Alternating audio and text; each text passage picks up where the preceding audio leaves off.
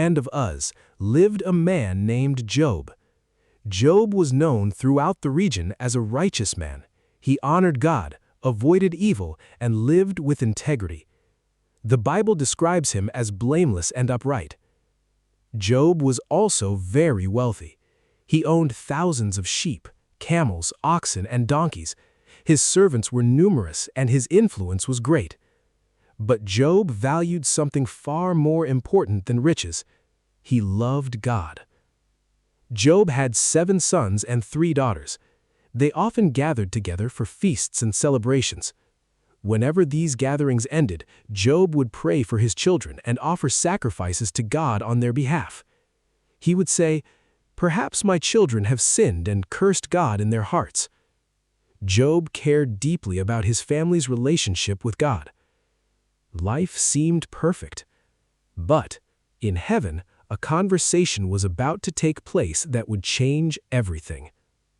One day, the angels came before God, and Satan came among them. The Lord asked Satan, "Where have you come from?" Satan answered, "From roaming throughout the earth." Then God said, "Have you considered my servant Job? There is no one on earth like him. He is blameless and upright, a man who fears God and shuns evil." But Satan challenged God. He claimed that Job only served God because God had blessed him. Satan said, "Take away everything he has, and he will surely curse you." God knew Job's heart. So he allowed Satan to test him, but Job himself could not be harmed. Soon, disaster struck. A messenger arrived breathless. "Your oxen and donkeys have been stolen, and the servants have been killed." Before he finished speaking, another messenger arrived. "Fire has fallen from heaven and burned up the sheep and servants."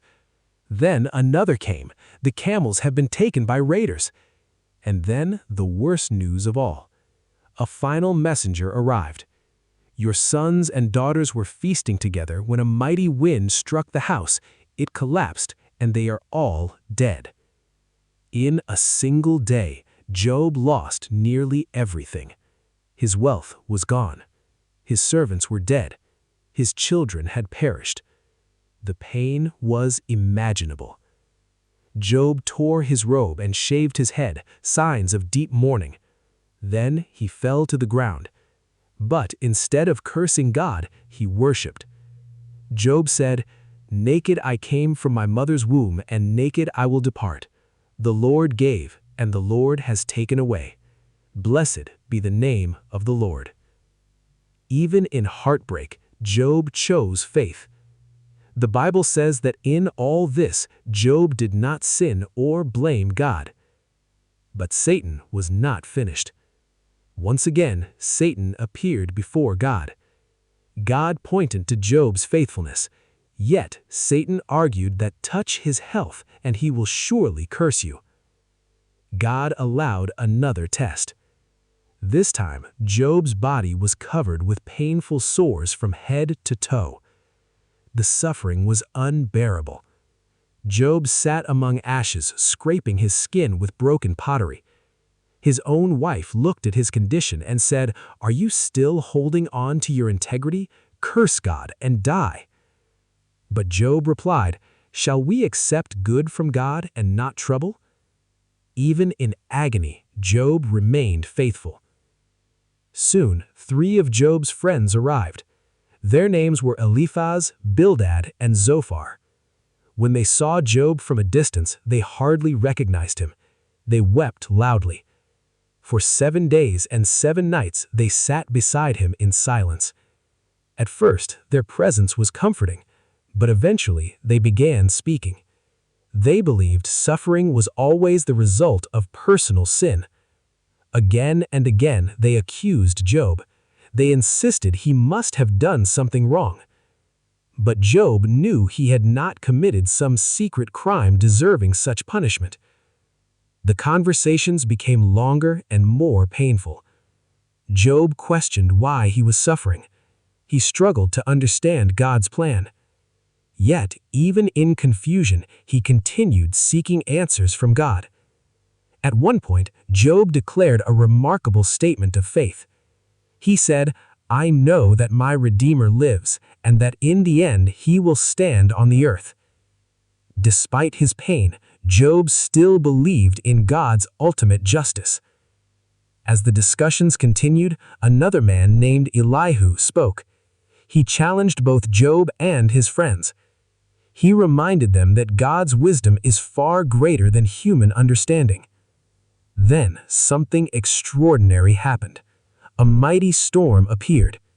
Out of the whirlwind, God himself spoke.